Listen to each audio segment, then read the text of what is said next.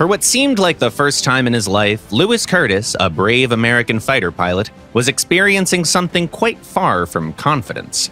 He was a true hero who piloted a Lightning over the Mediterranean Sea and managed to shoot down no less than 3 Bf-109s in his first flight. Quite a feat. Naturally, he earned his flying ace title soon enough.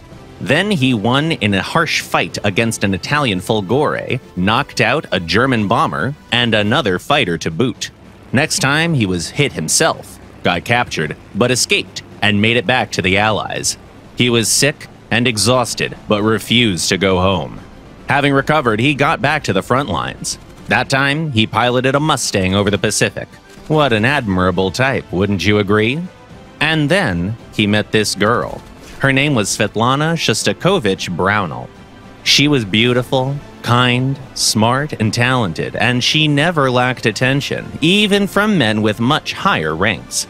She was also an actress performing in USO tours. Although she'd only just started, she was already famous thanks in part to her uncle, Dmitri Shostakovich, a renowned Soviet composer who actually made it to the cover of Time magazine, and his Seventh Symphony was on the radio all the time. And who was this Lieutenant Curtis anyway? Just a regular fellow from Indiana with a few wins to his name. So what if he asked her out? It took something much bigger than simple confidence and the title of a flying ace to win that girl. But the war was still going. During one of his patrols, Curtis was commanding 4 Mustangs in an unsuccessful attack at a small Japanese airfield on the island of Bataan.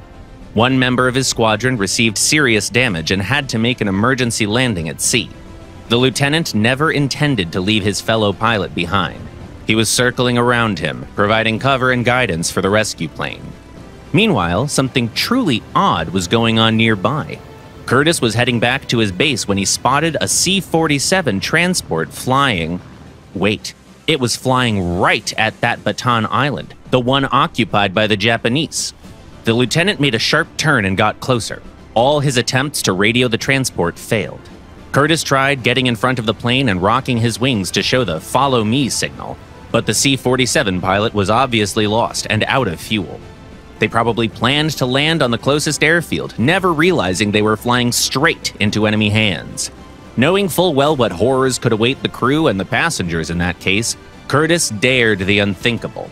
He tailed the C-47 and sent a few accurate volleys at its engines, knocking both of them out. He then circled around watching the transport make an emergency landing on the water surface, made sure everyone got to their rafts, and called a rescue Catalina in. The next morning, the passengers were back in safety, including his fellow pilot and... imagine Curtis's surprise. Svetlana Shostakovich Brownell, the very one who Lewis Curtis had asked out the night before. She only evaded a terrible fate in the hands of the Japanese because Curtis shot down her plane. The command first wanted to court-martial the lieutenant, of course, but they had to admit his actions had been wise, practical, and absolutely correct. Curtis was in for an award, although he couldn't really care less about it. What he did care for was Svetlana, who now looked at him with true admiration.